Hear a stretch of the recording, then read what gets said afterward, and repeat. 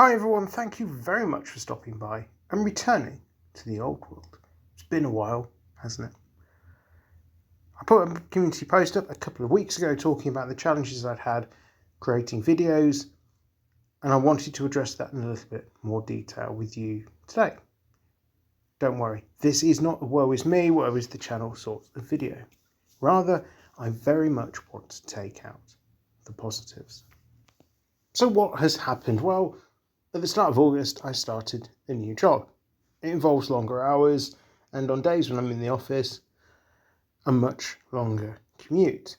I can regularly spend 5 hours a day sat on a train. And this means the sort of time I've become used to having for wargaming, for collecting, hobbying generally, has diminished. And wargaming isn't my only hobby interest. So this means I've gone from being able to get a game in of 40k or fantasy most weeks to struggling to get a game in at all and a lot less time to paint. How is this a positive?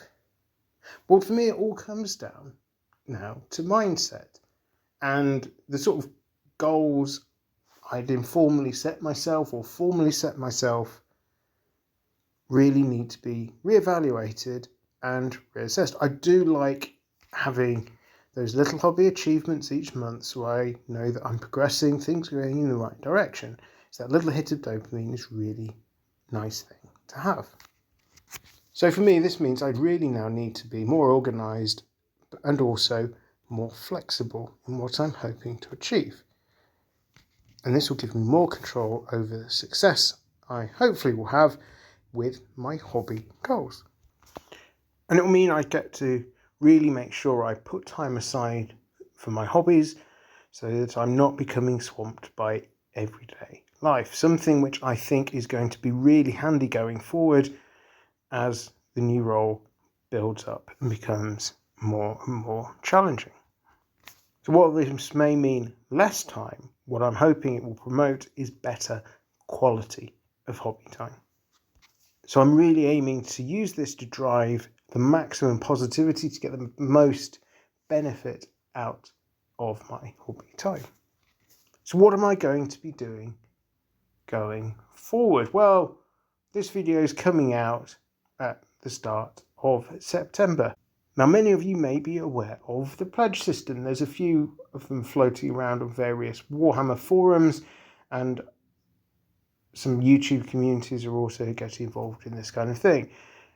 Basically, the idea is you say at the start of the month, this is what I'm going to attempt to paint, and then you see how far you get over the course of the month. There's no pressure. It's just a case of keeping your hobby time honest. I think this structure is going to be really helpful for me going forward, and it's definitely something I'm going to explore. You also need to be realistic enough to put aside hobby targets I don't think are any way achievable anymore, which means I'm not going to stress out about my New Year's resolution of painting 1,000 points of Imperial Guard. Two reasons for that. One, I've kind of fallen out of love with 40k a little bit, so painting an army for that seems a bit redundant, and I want to focus on my orcs for fantasy. But hey, hopefully I can still get 1,000 point stuff done in the second half of the year.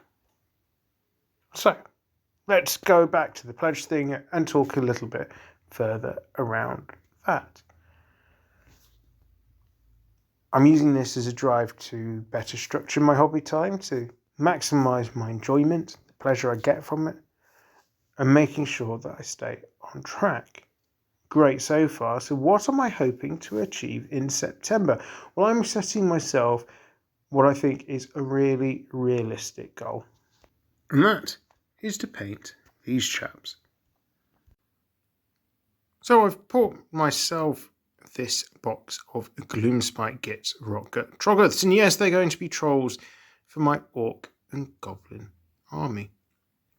I think it's very realistic to say I will achieve these three models over the course of September.